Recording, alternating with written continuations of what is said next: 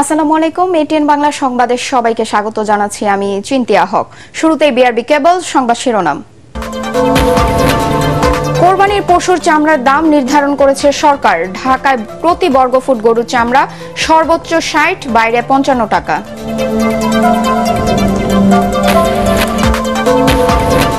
সরকারি অফিস ফিরছে আগের সময়ে, সকাল ৯টা থেকে বিকেল ৫টা, ঈদের পর কার্যকর।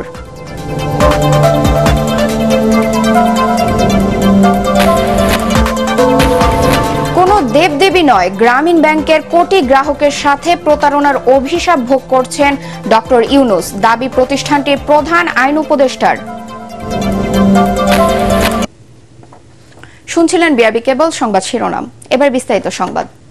ঢাকায় কোরবানির পশুর চামড়া সংগ্রহের দাম গতবারের চেয়ে ৫ টাকা এবং ঢাকার বাইরে ৩ টাকা বাড়িয়েছে বাণিজ্য মন্ত্রণালয়। আর খাসির চামড়া ৫ টাকা ও বকরির চামড়ার দাম বাড়ানো হয়েছে ৬ টাকা। সেই হিসাবে ঢাকায় ২০ বর্গফুটের ১ লাখ টাকার গরুর চামড়ার দাম হবে ১,২০০ টাকা আর ঢাকার বাইরে হবে ১,০০০ টাকা। সচিবালয় বাণিজ্য মন্ত্রণালয়ের সাথে সভা শেষে নতুন এই মূল্য নির্ধারণের ঘোষণা দেয় বাংলাদেশ টেনারি মালিক সমিতি। বিস্তারিত আপেল মাহমুদের রিপোর্টে। দেশের রপ্তানির খাতগুলোর মধ্যে অন্যতম চামড়া শিল্প। সারা বছরের পশুর চামড়ার মোট সংগ্রহের ৫০ ভাগে আসে কোরবানি থেকে। আর মাত্র ২ সপ্তাহ পর কোরবানির ঈদকে সামনে রেখে চামড়ার দাম নির্ধারণ করে দেয় বাণিজ্য মন্ত্রণালয়। এবছর ঢাকায় লবণযুক্ত গরুর চামড়ার দাম প্রতি বর্গফুট নির্ধারণ করা হয়েছে ৫৫ থেকে ৬০ টাকা, যা গত বছর ছিল ৫০ থেকে ৫৫ টাকা। অন্যদিকে ঢাকার বাইরে লবণযুক্ত প্রতি বর্গফুট গরুর চামড়ার দাম নির্ধারণ করা হয়েছে ৫০ থেকে ৫৫ টাকা। সারা দেশে খাসির চামড়ার প্রতি বর্গফুটের দাম নির্ধারণ করা হয়েছে ২০ থেকে ২৫ টাকা, আর বকরির প্রতি বর্গফুটে ১৮ থেকে ২০ টাকা। আমরা ন্যূনতম একটা চামড়া কিনবো ১২০০ টাকায়, ঢাকার চামড়া ১২০০ টাকায় লবণযুক্ত চামড়া আমরা এবছর কিনবো। আমরা ঢাকার বাইরে চামড়া ১,০০০ টাকা করে আমরা লবণযুক্ত চামড়া আমরা কিনবো। সাইমেলটেনিয়াসলি আমরা ছাগলের দামও আমরা ২০ থেকে ২৫ টাকার মধ্যে কিনবো। গেল কয়েক বছর চামড়ার ভালো দর পাওয়া যাচ্ছে না জানিয়ে এবার খানিকটা ইতিবাচক প্রত্যাশা করছেন বাণিজ্য প্রতিমন্ত্রী। চামড়াটা আমাদের জাতীয় একটা সম্পদ, এই চামড়াটা যেন কোনোভাবেই নষ্ট না হয়।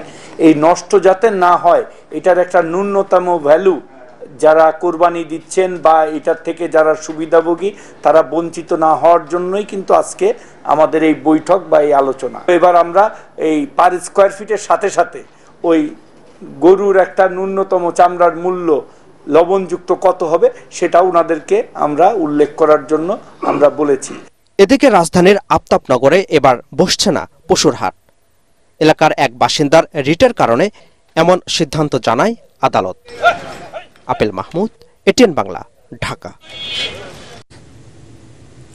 দেশের সরকারি, আধা সরকারি, স্বায়ত্তশাসিত ও আধা স্বায়ত্তশাসিত প্রতিষ্ঠানের অফিস সময় সকাল ৯টা থেকে বিকেল ৫টা পর্যন্ত করার সিদ্ধান্ত নিয়েছে মন্ত্রিসভা। আসন্ন ঈদুল আজহার ছুটির পর থেকে এই সময়সীমা কার্যকর হবে। নিজ কার্যালয়ে প্রধানমন্ত্রী শেখ হাসিনার সভাপতিত্বে অনুষ্ঠিত মন্ত্রিসভার বৈঠকে এই সিদ্ধান্ত নেওয়া হয়।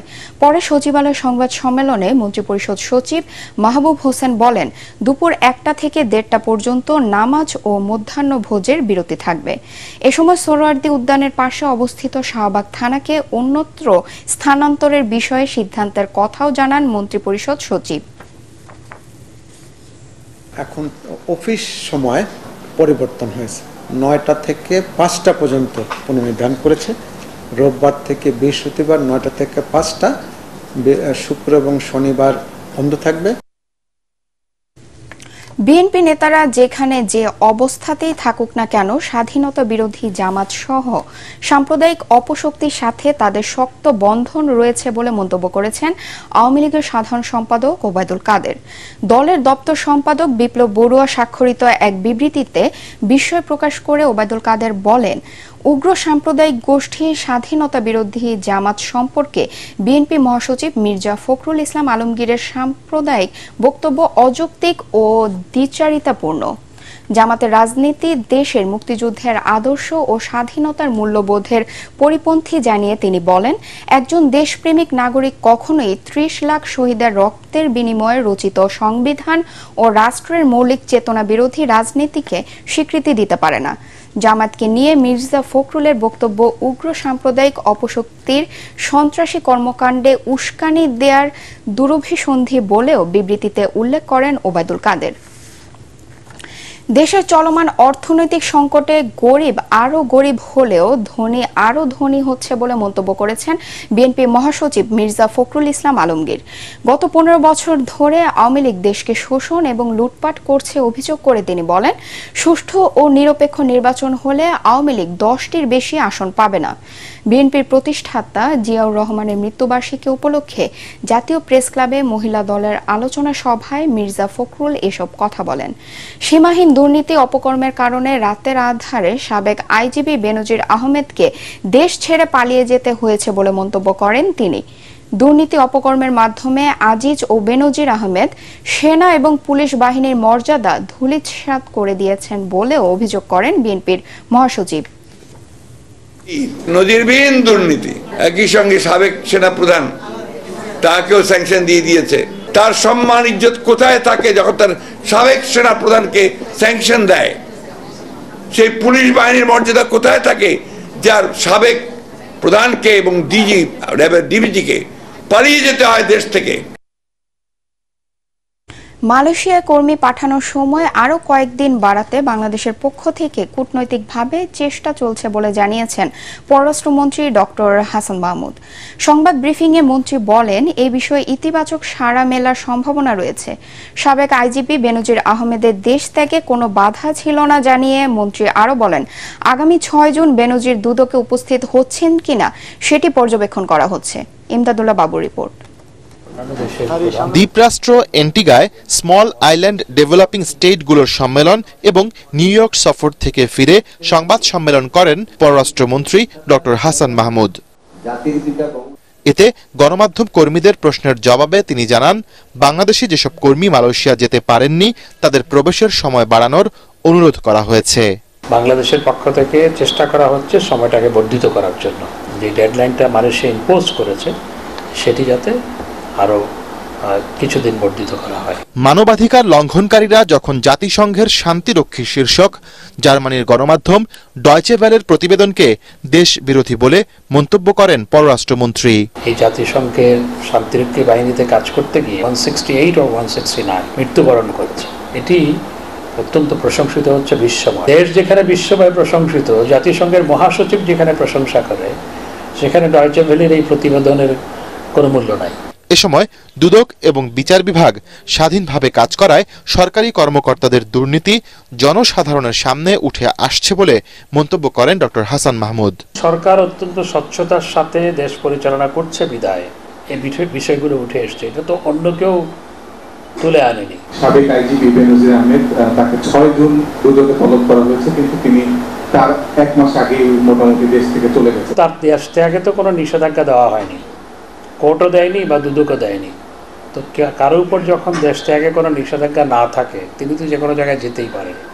তো ৬ জুন তিনি হাজির হচ্ছেন কি হচ্ছেন না সেটি হচ্ছে দেখার বিষয়। পরে দুই দেশের স্বার্থ সংশ্লিষ্ট বিষয়ে রাশিয়ার রাষ্ট্রদূত আলেকজান্ডার মান্টিটস্কের সাথে সৌজন্য সাক্ষাৎ করেন পররাষ্ট্রমন্ত্রী। ইমদাদুল্লাহ বাবু, ATN বাংলা, ঢাকা।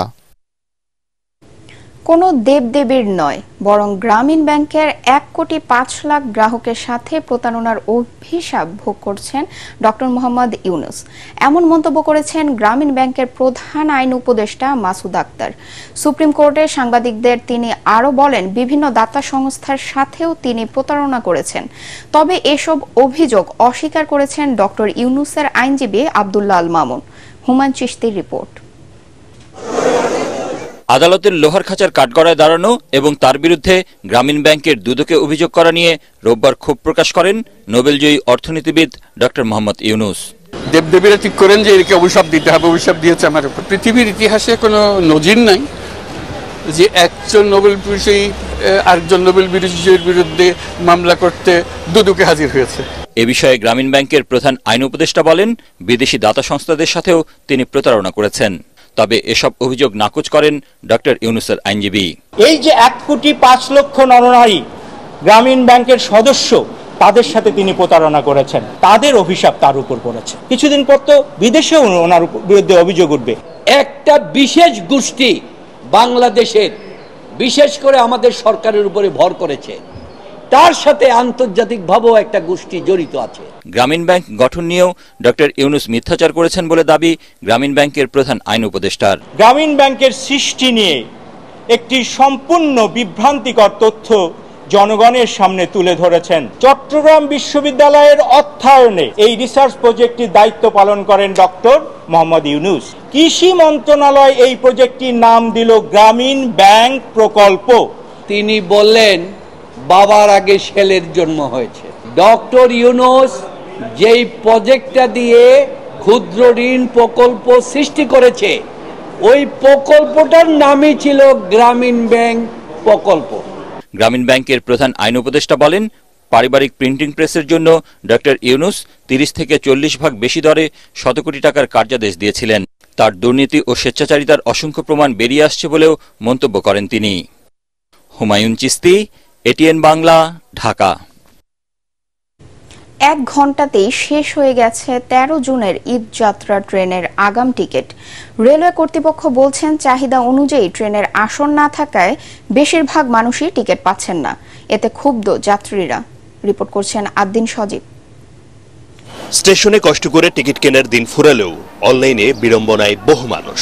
1 ঘন্টা ধরে এই সোনার হরিণ কেনার চেষ্টা করেও ব্যর্থ সৈয়দপুরের মামুন। ছুটে আসেন কমলাপুরে, সেখানেও চেষ্টা করেন বারংবার। দেখাচ্ছে টিকিট আছে 8টা 10টা, কিন্তু ওগুলোতে আমি যখন ক্লিক করতেছি করতেছি আর হইতেছে না। পরে ব্যাগ আসার পর দেখাচ্ছে সবগুলো 0 সন্দেহ অবশ্যই আছে। অনেকে তো এর মধ্যে নিউজ দিচ্ছে কারো টিকিট লাগবে নাকি, তাহলে এরা কারা এগুলা? তো এরাই আগে ভাগে ওরাই করতেছে। এই যাত্রায় এসব নতুন নয়। সকাল 8টায় শুরুর প্রথম ঘন্টায় পশ্চিমাঞ্চলের 14,000 টিকিট বিক্রি হয়ে যায়। রেল কর্তৃপক্ষ বলছে, ঈদ স্পেশাল সহ ট্রেনে মাত্র 16,000 টিকিটের বিপরীতে প্রথম ঘন্টায় হিট হয়েছে 1,90,00,000 বার। এই বাস্তবতায় টিকিট না পেয়ে হতাশ হাজার হাজার যাত্রী। পশ্চিমাঞ্চলের টিকিট 16,000 সামথিং, তো এটার বাইরে তো আমার বিক্রি করার সুযোগ নেই। আপনার 16,000 টিকিট এসছে, যেহেতু 1,90,00,000 হিট করেছে, তার মানে বুঝতে পারছি কী পরিমাণ চাহিদা রয়েছে। তো যা হোক, আমাদের সীমিত সম্পদের সর্বোচ্চ ব্যবহার করে আমরা আমাদের যাত্রীরা মানুষ সচল দেখতে দেখেছি। তো যে সকল যাত্রী সাধারণ টিকিট কাটতে পারে না, তাদের জন্য আমাদেরও দুঃখ হয়। তবে দালাল বা বাইরে থেকে টিকিট না নেওয়ার আহ্বান কমলাপুর রেলওয়ে স্টেশন ম্যানেজারের। কম্পিউটার দোকান থেকে একটা টিকিটকে আপনার মডিফিকেশন করে অর্থাৎ এডিট করে 3-4টা করে বানিয়ে বিক্রি করতেছে। হ্যাঁ, মানুষ প্রতারণা করতেছে। আমরা কিন্তু বলি, যাত্রীদের সুবিধার্থে ট্রেনের 25% স্ট্যান্ডিং টিকিট এবারও বিক্রি হবে যাত্রার আগ মুহূর্তে। মঙ্গলবার কেনা যাবে 14 দিনের আগাম টিকিট। আদ্দিন সজীব, এটিএন বাংলা, ঢাকা। এখন থেকে একমাত্র মোবাইল আর্থিক সেবা প্রতিষ্ঠান হিসেবে নগদ লিমিটেড প্রধানমন্ত্রী শিক্ষা সহায়তা ট্রাস্টের ভাতা বিতরণ করবে। সচিবালয় প্রধানমন্ত্রী শিক্ষা সহায়তা ট্রাস্ট, বাংলাদেশ ডাক বিভাগ এবং নগদ লিমিটেডের মধ্যে এ সংক্রান্ত একটি ত্রিপাক্ষিক চুক্তি সই হয়। অনুষ্ঠানে প্রধান অতিথি ছিলেন শিক্ষামন্ত্রী মহিবুল হাসান চৌধুরী নফেল। চুক্তি স্বাক্ষর অনুষ্ঠানে প্রধানমন্ত্রী শিক্ষা সহায়তা ট্রাস্টের ব্যবস্থাপনা পরিচালক স্মৃতি কর্মকার, ডাক অধিদপ্তরের পরিচালক আবু তালেব এবং নগদের নির্বাহী পরিচালক সাফায়েত আলম নিজে প্রতিষ্ঠানের পক্ষে স্বাক্ষর করেন। টি-20 বিশ্বকাপ ক্রিকেটের খবর।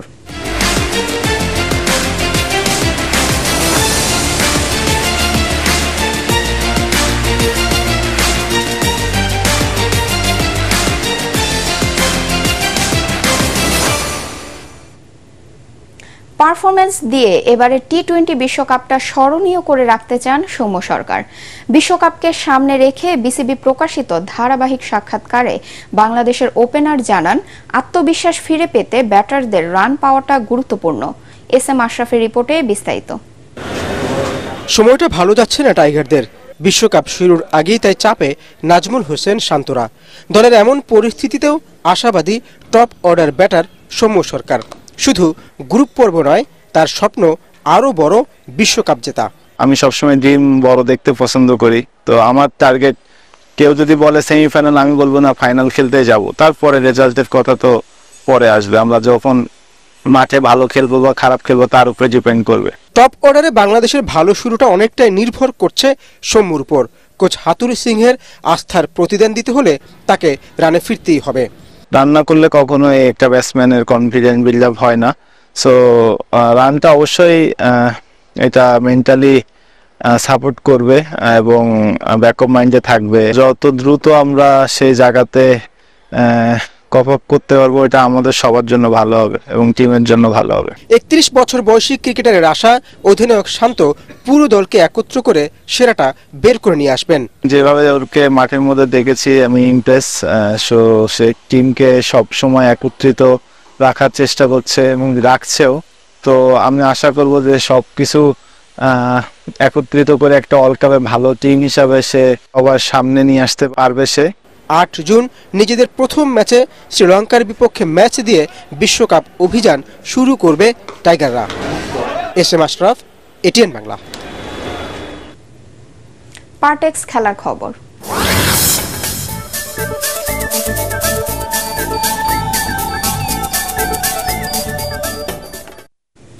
দ্বিতীয় প্রীতি ম্যাচেও চাইনিজ তাইপের কাছে হারল বাংলাদেশের নারী ফুটবলাররা।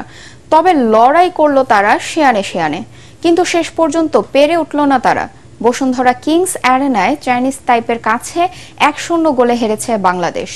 প্রথম ম্যাচে 4-0 ব্যবধানে হেরেছিল পিটার বাটলারের দল। খেলা শুরু থেকে স্বাগতিকদের চাপে রাখে তাইপে। খেলার 17 মিনিটে একমাত্র গোলটি করেন আগের ম্যাচে হ্যাট্রিক করা সু ইউ সুয়ান। এরপর বাংলাদেশের মেয়েরাও সমতা আনার সুযোগ পেয়েছিল, কিন্তু সফল হয়নি। গত বছরের এশিয়ান গেমসের পর এই প্রথম টানা 2 ম্যাচ হারল বাংলাদেশের মেয়েরা। শেষ করার আগে বিআরবি কেবল সংবাদ শিরোনাম আরেকবার। কোরবানির পশুর চামড়ার দাম নির্ধারণ করেছে সরকার। ঢাকায় প্রতি বর্গফুট গরুর চামড়া সর্বোচ্চ 60, বাইরে 55 টাকা। সরকারি অফিস ফিরছে আগের সময়ে, সকাল 9টা থেকে বিকেল 5টা, ঈদের পর কার্যকর।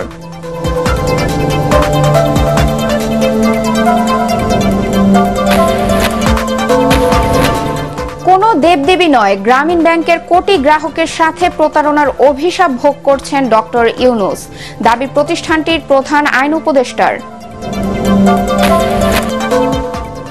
পরবর্তী সংবাদ দেখার আমন্ত্রণ জানিয়ে এখনকার মতো শেষ করছি। এটিএন বাংলা সংবাদ ইউটিউবে দেখতে ব্রাউজ করুন youtube/ATN Bangla News। ধন্যবাদ সবাইকে।